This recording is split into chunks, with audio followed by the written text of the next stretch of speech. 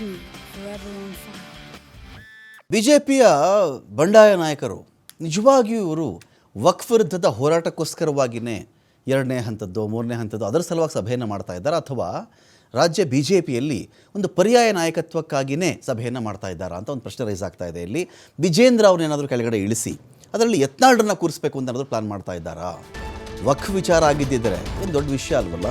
ಪಕ್ಷದ ವೇದಿಕೆಗೆ ಹೋಗಿ ನೋಡಪ್ಪ ಹಿಂಗಾಗಿದೆ, ನಾವು ಆಲ್ರೆಡಿ ಶುರು ಮಾಡಿದ್ದೀವಿ, ಹೈಕಮಾಂಡ್ ಏನು ನಮಗೆ ಮಾಡಬೇಡಿ, ಯಾವುದೇ ಕಾರಣಕ್ಕೂ ಮಾಡಿಕೊಡೋದು ಏನು ಹೇಳಿಲ್ಲ, ಬನ್ನಿ ಎಲ್ಲರೂ ಮಾಡೋಣ ಹೋರಾಟ ಅಂತ ಹೇಳಬಹುದಾಗಿತ್ತು. ಆದರೆ ಪದೇ ಪದೇ ಪ್ರತ್ಯೇಕವಾಗಿ ಇವರು ಸಭೆ ಮಾಡ್ತಾ ಇದ್ದಾರೆ. ಕುಮಾರ್ ಬಂಗಾರಪ್ಪ ಅವರ ಮನೆ ಈ ಸಭೆಯ ಕೇಂದ್ರ ಬಿಂದು. ಅವ್ರ ಮನೆಗೆ ಹೋಗೋದು ಬರೋದು, ಸಭೆಯನ್ನು ಮಾಡೋದು, ಮಾತಾಡೋದು ನಡೀತಾ ಇದೆ. ವಕ್ಫ್ ಹೋರಾಟವನ್ನು ಬಿಟ್ಟುಬಿಟ್ಟು ಪಕ್ಷದ ಒಳಗಿನ ಬೆಳವಣಿಗೆಗಳ ಬಗ್ಗೆನೇ ಚರ್ಚೆ ನಡೀತಾ ಇದೆ ಇಲ್ಲಿ ಅಂತ ಹೇಳ್ತಾ ಇದ್ದಾರೆ. ಬಿ ಜೆ ಪಿ ರಾಜ್ಯಾಧ್ಯಕ್ಷರ ಬದಲಾವಣೆಯ ಕಡೆಗೆ ರೆಬೆಲ್ಸ್ ಅಥವಾ ಬಂಡಾಯ ನಾಯಕರು ಗಮನ ಕೇಂದ್ರೀಕರಿಸಿದ್ದಾರೆ ಅಂತ. ವಿಜೇಂದ್ರ ಅವ್ರನ್ನ ಕೆಳಗಡೆ ಇಳಿಸುವುದಕ್ಕೇ ಇಂಥ ಒಂದು ಪ್ಲಾನ್ ಮಾಡ್ತಾ ಇದ್ದಾರೆ, ಇವರು ಯೋಜನೆ ಮಾಡ್ತಾ ಇದ್ದಾರಾ?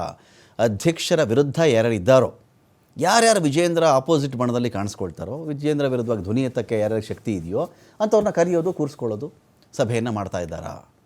ಹೊಸಬರನ್ನ ತರಬೇಕು ಆ ಸ್ಥಾನಕ್ಕೆ ಅಂತ ಪ್ಲಾನ್ ಇದೆಯಾ? ಹೊಸಬರು ಅಂದರೆ ಯಾರು? ಯತ್ನಾಳರನ್ನೇ ಕೂರಿಸ್ಬಿಟ್ರೆ ಹೇಗೆ? ಎಲ್ಲ ಪ್ಲಾನ್ ನಡೀತಾ ಇದೆ ಅಂತ ಹೇಳ್ತಾ ಇದ್ದಾರೆ. ಹಾಗಾಗಿ ಅತೃಪ್ತ ನಾಯಕರು ಎಡೆ ಬಿಡದೆ ಇಲ್ಲಿ ಸಭೆಯನ್ನು ಮಾಡ್ತಾ ಇದ್ದಾರೆ.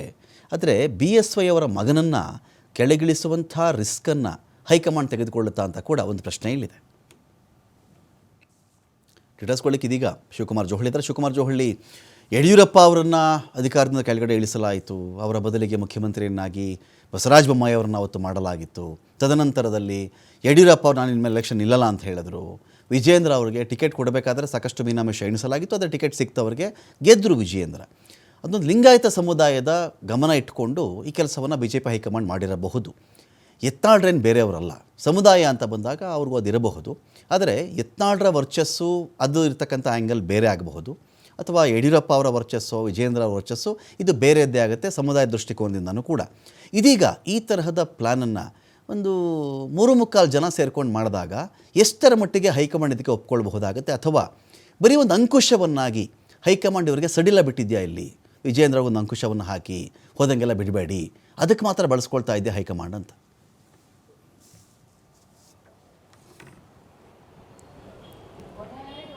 ರಮಕಾಂತ್, ರಾಜ್ಯ ಬಿ ಜೆ ಪಿಯಲ್ಲಿ ಎದ್ದಿರುವಂತಹ ಈ ಬಣ ರಾಜಕೀಯ ಮತ್ತಷ್ಟು ಹೆಚ್ಚಾಗ್ತಾ ಇದೆ.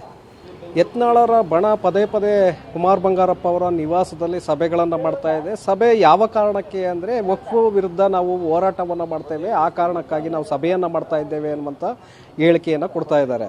ಆದರೆ ಮೇಲ್ನೋಟಕ್ಕೆ ನೋಡೋದಾದರೆ ಎಲ್ಲೋ ಒಂದು ಕಡೆ ಒಳಗೊಳಗೆ ಬಿ ಜೆ ಪಿ ರಾಜ್ಯಾಧ್ಯಕ್ಷ ಸ್ಥಾನದಿಂದ ವಿಜೇಂದ್ರ ಅವರನ್ನು ಕೆಳಗಿಳಿಸಬೇಕು ಅನ್ನುವಂಥ ನಿಟ್ಟಿನಲ್ಲಿ ಆ ಒಂದು ಟೀಮು ಬಹಳ ಸಕ್ರಿಯವಾದಂತೆ ಕಾಣಿಸ್ತಾ ಇದೆ. ಹಾಗಾಗಿ ಪದೇ ಪದೇ ಸಭೆಗಳ ಮೇಲೆ ಸಭೆಗಳನ್ನು ಮಾಡ್ತಾ ಇದೆ. ನೀವು ಹೇಳಿದಾಗೆ ಲಿಂಗಾಯತ ಸಮುದಾಯದ ನಾಯಕರು, ಪರಮೋಚ್ಚ ನಾಯಕರಾಗಿದ್ದಂಥ ಯಡಿಯೂರಪ್ಪನವರು ಅವರನ್ನು ಮುಖ್ಯಮಂತ್ರಿ ಸ್ಥಾನದಿಂದ ಕೆಳಗಿಳಿಸಿದ ನಂತರ ಪಕ್ಷದಲ್ಲೂ ಕೂಡ ಅವರ ಒಂದು ಹಿಡಿತ ಸಡಿಲಾಗಿದೆ. ಆ ಒಂದು ಜಾಗಕ್ಕೆ ಈಗ ವಿಜಯೇಂದ್ರ ಅವರನ್ನು ರಾಜ್ಯಾಧ್ಯಕ್ಷರನ್ನಾಗಿ ನೇಮಕ ಮಾಡಲಾಗಿದೆ. ಅದು ಮುಂದಿನ ಭವಿಷ್ಯದ ದೃಷ್ಟಿಯಿಂದ ಪಕ್ಷಕ್ಕೆ ಅನುಕೂಲ ಆಗಬಹುದು ಅನ್ನುವಂಥ ಉದ್ದೇಶ ಕೂಡ ಅದರ ಹಿಂದೆ ಇದೆ. ಯಾಕೆಂದರೆ ಬಿ ಜೆ ಪಿ ವರಿಷ್ಠರು ಕರ್ನಾಟಕದಲ್ಲಿರುವಂತಹ ಜಾತಿ ಸಮುದಾಯವಾರು ನೋಡಿಕೊಂಡು ಯಾವ ಸಮುದಾಯಕ್ಕೆ ಅಲ್ಲಿ ಅಧ್ಯಕ್ಷ ಸ್ಥಾನವನ್ನು ಕೊಟ್ಟರೆ ನಾವು ಮುಂದಿನ ದಿನಗಳಲ್ಲಿ ಅಧಿಕಾರಕ್ಕೆ ಬರಬಹುದು ಅನ್ನುವಂಥ ಕಾರಣಕ್ಕೆ ವಿಜಯೇಂದ್ರ ಅವ್ರಿಗೆ ಈಗ ಅವಕಾಶವನ್ನು ಮಾಡಿಕೊಟ್ಟಿದ್ದಾರೆ. ಹಿಂದೆ ಯಡಿಯೂರಪ್ಪನವ್ರಿಗೂ ಕೂಡ ಅದೇ ಕಾರಣಕ್ಕಾಗಿ ಅವ್ರ ಇಲ್ಲಿ ಬಿ ಜೆ ಪಿ ಅಂತ ಅಂದರೆ ಯಡಿಯೂರಪ್ಪನವರು ಅನ್ನುವಷ್ಟರ ಮಟ್ಟಿಗೆ ಅವರನ್ನು ಐಡೆಂಟಿಫೈ ಮಾಡಲಾಗಿತ್ತು.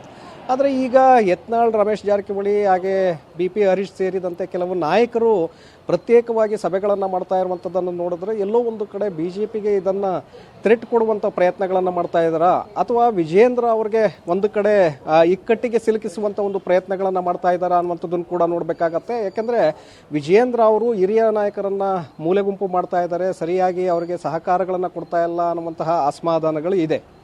ಸೊ ಆ ಒಂದು ಕಾರಣಕ್ಕೆ ಪಕ್ಷದ ರಾಷ್ಟ್ರೀಯ ಸಂಘಟನಾ ಪ್ರಧಾನ ಕಾರ್ಯದರ್ಶಿ ಆಗಿರುವಂಥ ಬಿ ಎಲ್ ಸಂತೋಷ್ ಹಾಗೆ ಉಳಿದಿರುವಂತಹ ನಾಯಕರು ಯತ್ನಾಳ ಬಣದ ಒಂದು ಪರವಾಗಿ ಪರೋಕ್ಷವಾಗಿ ಸಹಕಾರವನ್ನು ಕೊಡ್ತಾ ಇದ್ದಾರೆ. ಆ ತಂಡದ ಮೂಲಕ ವಿಜಯೇಂದ್ರ ಅವರ ಮೇಲೆ ಒಂದು ಅಂಕುಶವನ್ನು ಹಾಕುವಂಥ ಒಂದು ಪ್ರಯತ್ನಗಳನ್ನು ಮಾಡಲಾಗ್ತಾ ಇದೆ ಎನ್ನುವಂತಹ ಚರ್ಚೆಗಳು ಕೂಡ ಶುರುವಾಗ್ತಾ ಇದೆ.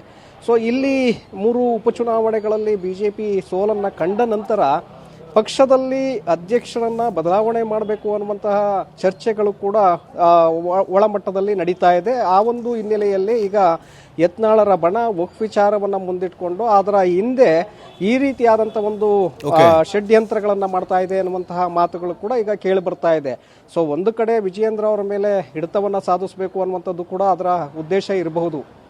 ಜೊತೆಗೆ ಇಲ್ಲಿ ಬದಲಾವಣೆ ಮಾಡಿ ನಾವು ಆ ಅಧ್ಯಕ್ಷ ಸ್ಥಾನಕ್ಕೆ ಬಂದು ಕೂರಬೇಕು ಅನ್ನುವಂಥ ನಿಟ್ಟಿನಲ್ಲಿ ಕೂಡ ಆ ಟೀಮು ಯೋಚನೆಯನ್ನು ಮಾಡದಂತೆ ಕಾಣಿಸ್ತಾ ಇದೆ. ಹಾಗಾಗಿ ತಮ್ಮ ಆಪ್ತ ಬಳಗವನ್ನು ಮತ್ತಷ್ಟು ಹೆಚ್ಚಿಸಿಕೊಳ್ಳುವಂಥ ಒಂದು ಪ್ರಯತ್ನವನ್ನು ಮಾಡ್ತಾ ಇದೆ. ಈ ವಕ್ಫ್ ವಿಚಾರವನ್ನು ಮುಂದಿಟ್ಕೊಂಡು ಇಡೀ ರಾಜ್ಯಾದ್ಯಂತ ಪ್ರವಾಸವನ್ನು ಮಾಡಿ ಅಲ್ಲಿ ಬಿಜೆಪಿ ನಾಯಕರನ್ನ ತಮ್ಮ ಬಣದ ಕಡೆ ಸೆಳೆಯುವಂಥ ಒಂದು ಪ್ರಯತ್ನಕ್ಕೂ ಕೂಡ ಈಗ ಕೈ ಹಾಕಿರುವಂಥದ್ದು. ರಬಕಾತ್. Thank you Shivakumar Johalli.